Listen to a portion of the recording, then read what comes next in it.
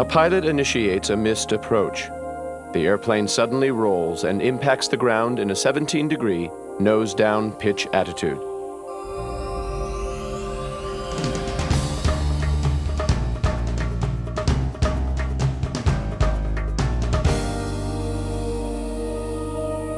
An airplane on approach experiences pitch excursions of greater than 70 degrees. The airplane does not recover.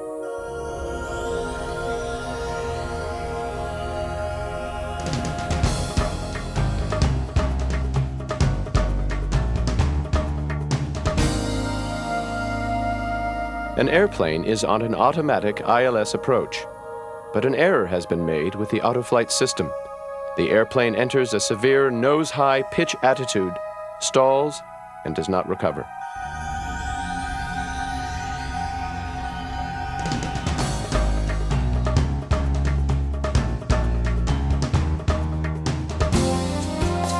Three different accidents, three different causes, but one common thread.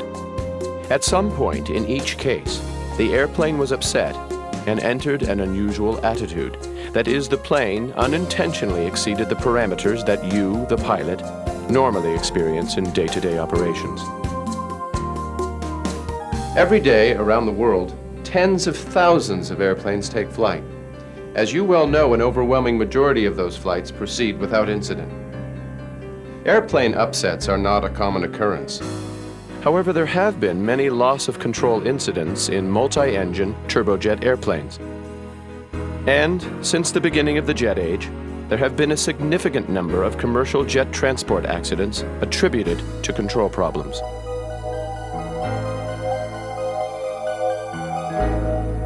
As you'll see, causes for airplane upsets are varied, and in some cases, difficult to agree upon. But one thing everyone agrees with is that once your airplane is upset and enters an unusual attitude, you may have little time to react. The actions you take are critical to recovery. With this in mind, airlines, pilot associations, airplane manufacturers, and government aviation and regulatory agencies feel it is appropriate that you receive airplane upset recovery training. This video will define airplane upset. We'll look at causes, and we'll review aerodynamic principles that form a basis for recovery. There's no doubt, you never want to be in a situation where your airplane has rolled or pitched out of control. But if you do find yourself in such a situation, the information that follows can play a vital part in a successful recovery.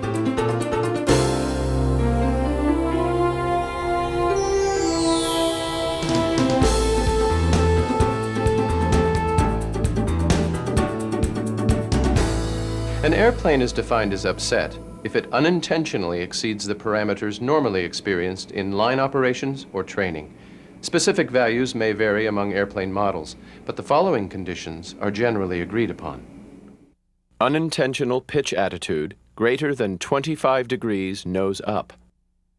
Unintentional pitch attitude greater than 10 degrees nose down. Unintentional bank angle greater than 45 degrees. Or, even within these parameters, but flying at airspeeds inappropriate for the conditions. The causes of airplane upset are varied, but these can also be broadly categorized. Upsets that are environmentally induced, those caused by airplane components, those caused by human factors, or those induced by a combination of any of these.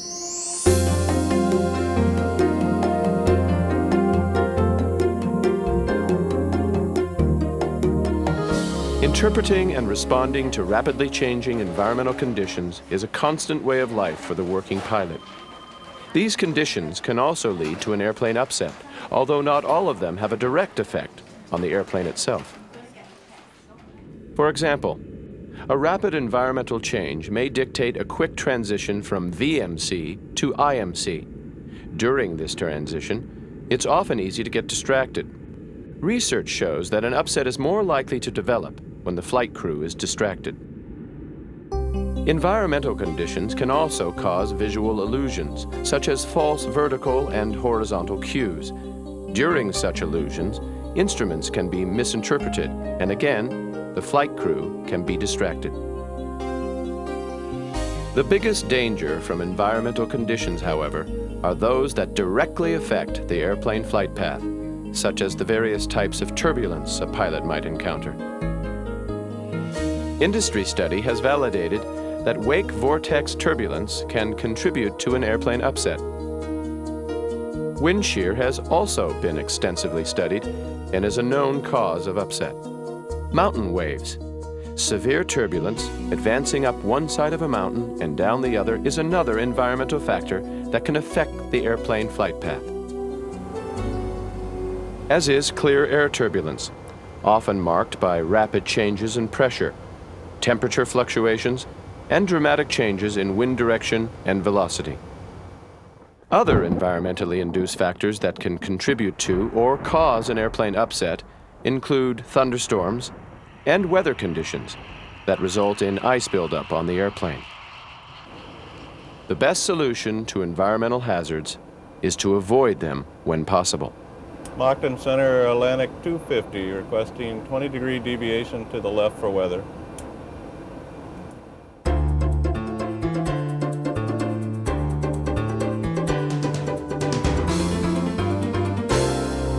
Today's airplanes are remarkably reliable, and malfunction of components or equipment that can lead to an upset are rare. Because of this high level of reliability, when these problems do occur, they can surprise the flight crew. Airplane component problems, such as an instrument failure or an autopilot failure, fall under this category. Again, the result can be direct, such as an autopilot failure resulting in a pitch moment, or there can be an indirect effect, if the flight crew has been significantly distracted by the failure of a particular component. Other causes include flight control anomalies and system failures that lead to unusual control input requirements, as might be experienced with an engine failure, failure of the yaw damper, the spoilers, the flaps or slats, the primary flight controls, or as a result of structural problems.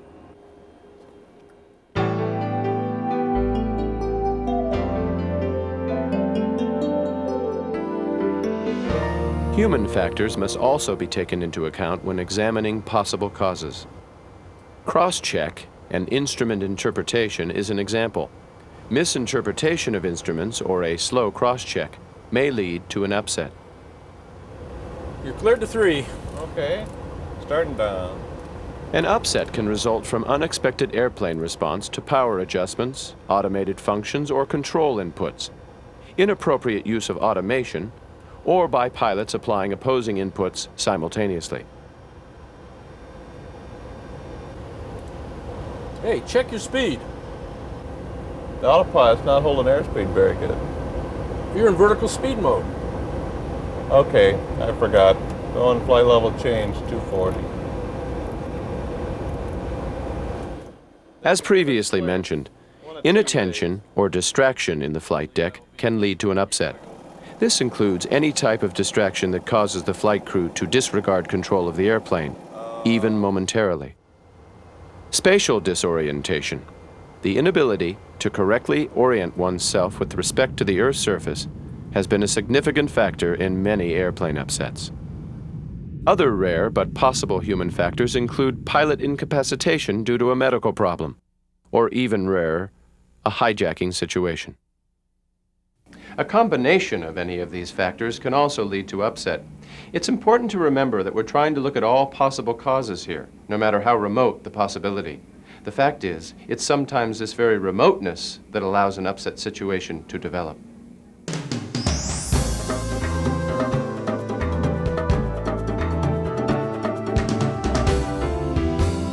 Now that we've taken a look at the possible causes, let's take a few moments to review some key aerodynamic principles.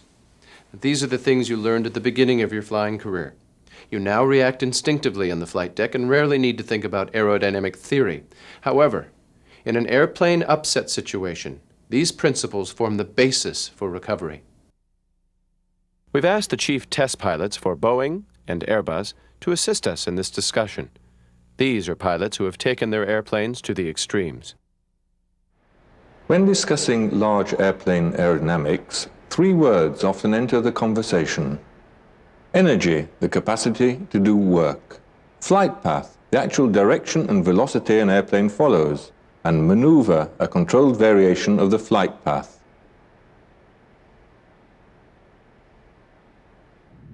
In an airplane, the ultimate goal of using energy is to maneuver the airplane to control the flight path. The energy created by the thrust of the engines and the lift generated by the wings is controlled by the thrust levers and flight controls to overcome gravity and aerodynamic drag. In other words, flight controls give you the ability to balance the forces acting on the airplane in order to maneuver, to change the flight path of the airplane. The direction of the lift produced by the wings is independent of the direction of gravity.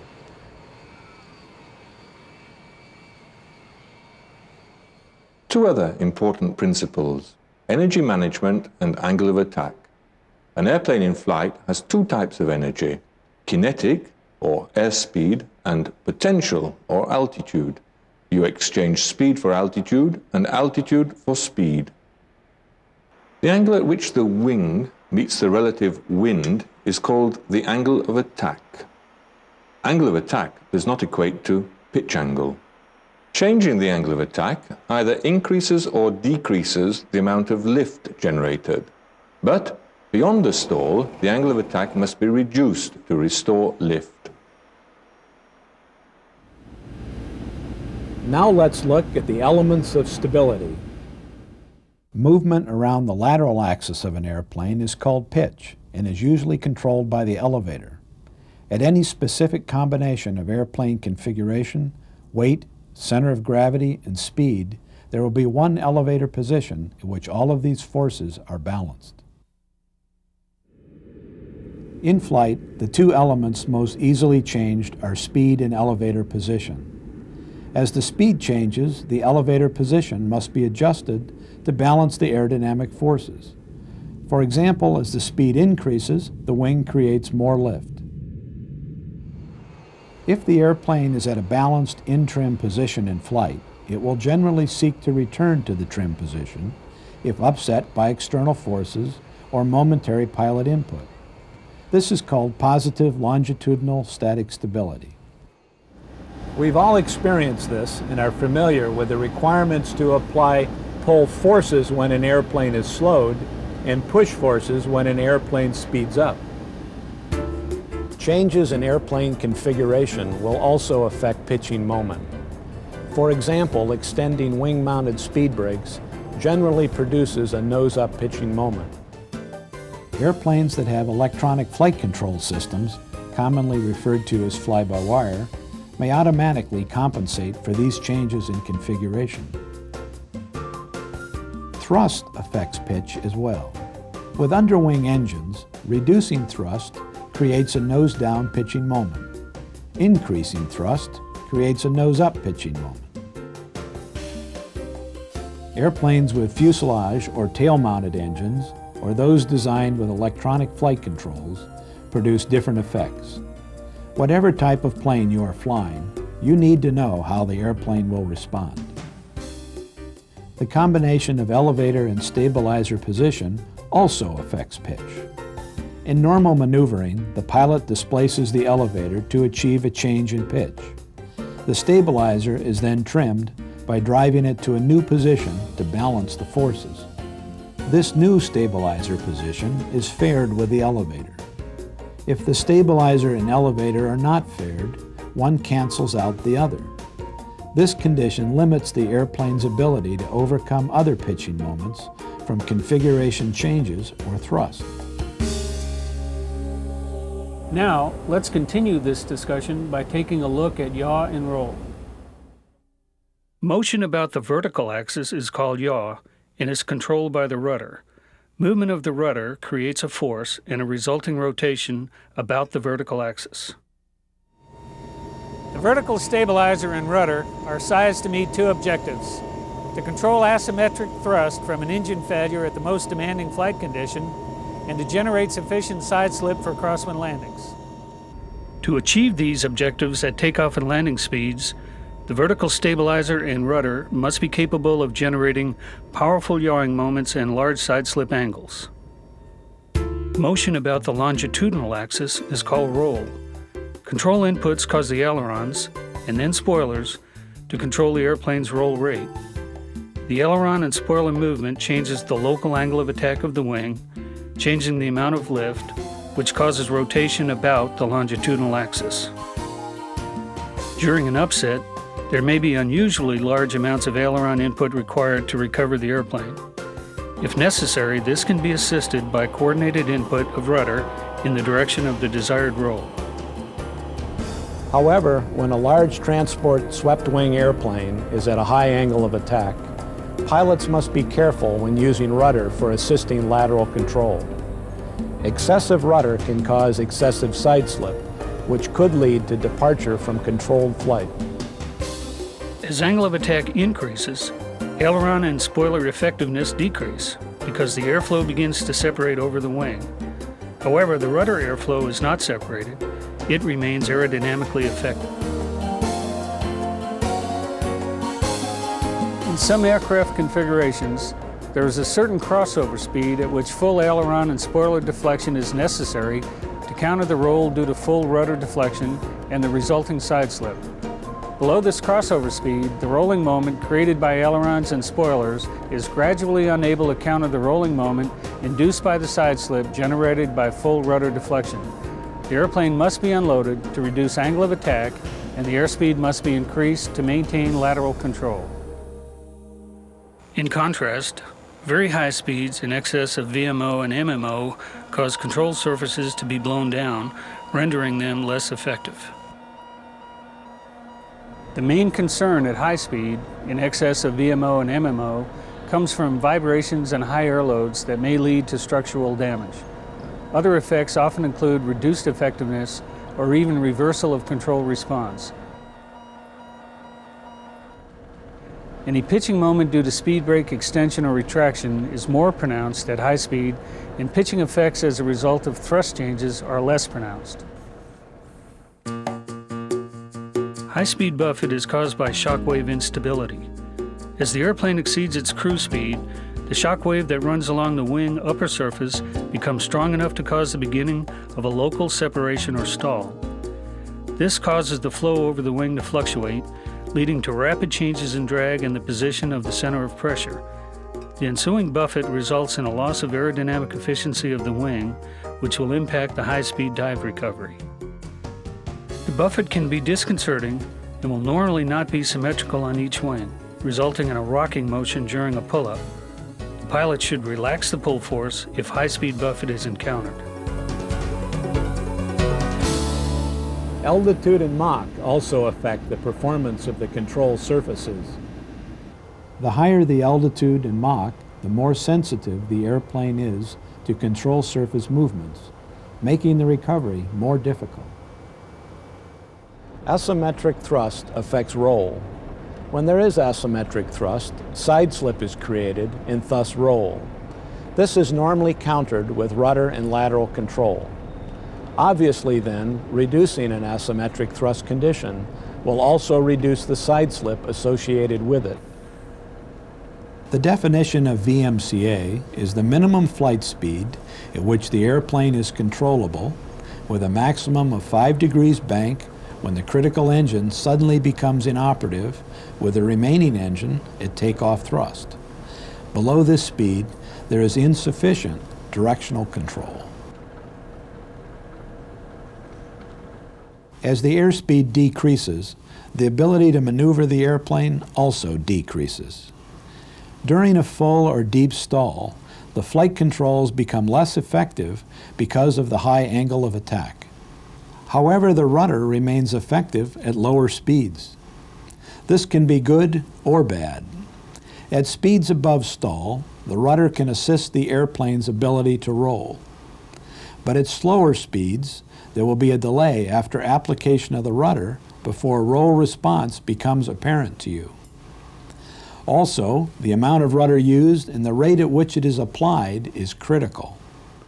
The bad part is that at speeds approaching the stall speed, or speeds below the stall speed, use of rudder applied too quickly or held too long may result in loss of lateral and directional control and cause structural damage.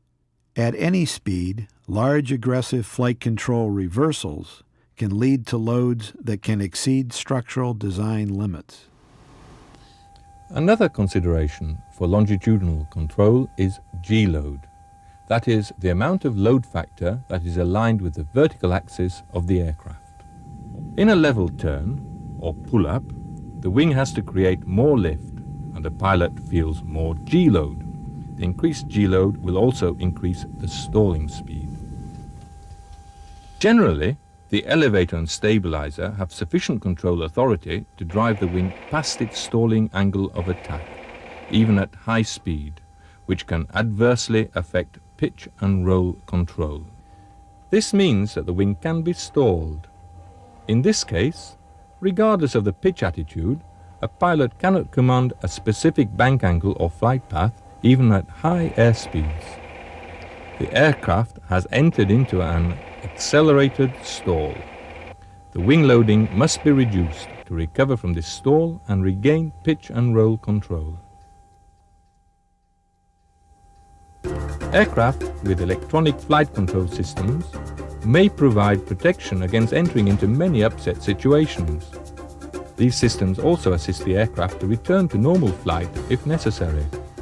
However, when fly-by-wire aircraft operate in the degraded mode, flight control inputs and the responses are similar to non-fly-by-wire aircraft. The aerodynamic principles we've reviewed are applied to airplane design. During flight testing, all airplane manufacturers exceed these parameters to help prove the safety of the airplanes you eventually fly. A working knowledge of these principles is vital to a successful recovery from an upset situation. In this video, we've defined what an airplane upset is. We've looked at causes, and we've reviewed the aerodynamics associated with recovery. We've laid a foundation. To build upon this foundation, follow-on training should review specific recovery techniques.